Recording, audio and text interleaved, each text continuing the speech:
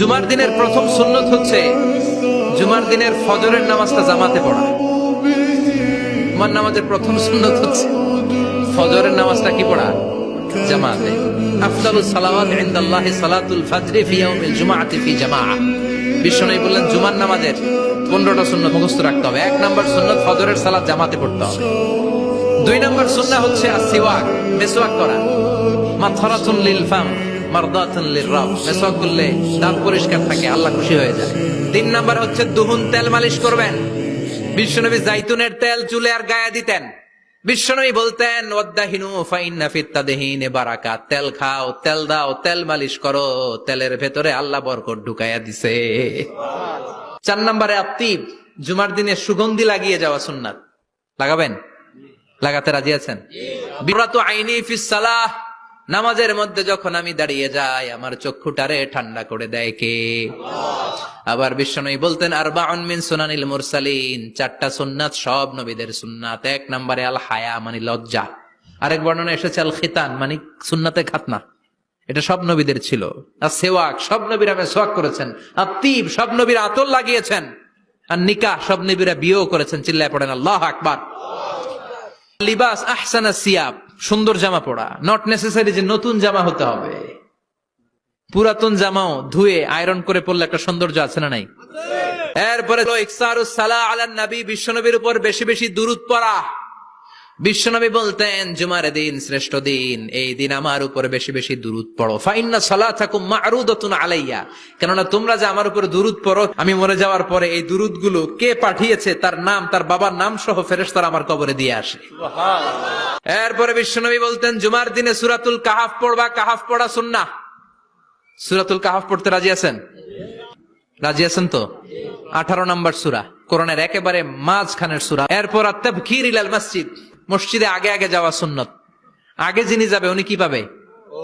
তারপরে গরু, তারপরে বকরি, তারপরে মুরগি, মুরগির পরে ডিম না আন্ডা? আন্ডা। আল মাশিউ আলাল ইকদাম। বিশ্বনবী বললেন হেঁটে হেঁটে জুমার নামাজে যাওয়া সুন্নাহ। রিকশা, হুন্ডা, সাইকেল, সিএনজি দিয়ে গেলেও হবে, কিন্তু হেঁটে হেঁটে গেলে সওয়াব বেশি না কম? প্রতি কদমে কদমে আমলনামায় সওয়াব দিয়ে দিবে কে? এরপরে বিশ্বনবী বললেন আদামু তাখাত্তি রিকাবান নাস, মানুষের ঘাড় ডিঙ্গিয়ে সামনে না যাওয়া সুন্নাহ। এরপরে বিশ্বনবী বললেন দুখুলুল মসজিদে রাকাতাইন, জুমার নামাজের দিন মসজিদে ঢোকার পরে 2 রাকাত পড়া সুন্নত। কয় রাকাত? 2 রাকাত। রাজি আছেন? কবলাল জুমা বাদাল জুমা। অনেকে প্রশ্ন করে বাদাল জুমা 4 রাকাত, মসজিদে পড়লে 4, ঘরে পড়লে 2। কিন্তু কবলাল জুমা সুনির্ধারিত নয়, অনির্ধারিত। মা কদ খুদ্দিরা লাক, যত আপনার তৌফিকে কুলায় 2 রাকাত করে করে 2, 4, 6 ইমাম সাহেব খুতবা দেওয়ার আগ পর্যন্ত। আপনি যদি আধা ঘন্টা আগে যান আপনি 10 রাকাত পড়তে পারবেন। চিল্লায় বলেন ঠিক কিনা?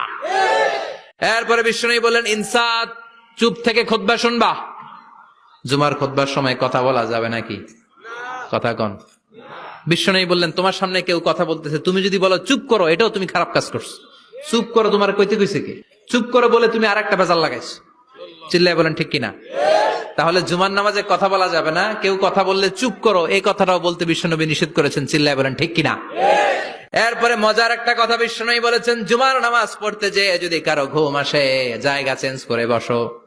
জুমার নামাজ পড়তে যায় ঘুমান না, এরকম কে কে আছেন আল্লাহর ওলি? হাত তোলেন। হাত তুলতে পারবেন?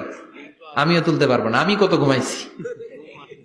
জুমার খুতবা শুনতে গেলে ঘুমাস, কারণ রহমত নাজিল করে কে? আল্লাহ। পুরো মসজিদের ডানে বায়ে রহমতে ঠাসা, খালি ঘুম আর ঘুম। আছে না নাই? এরপরে বিশ্বনবী বললেন জুমার দিন দোয়া করলে কবুল হয়।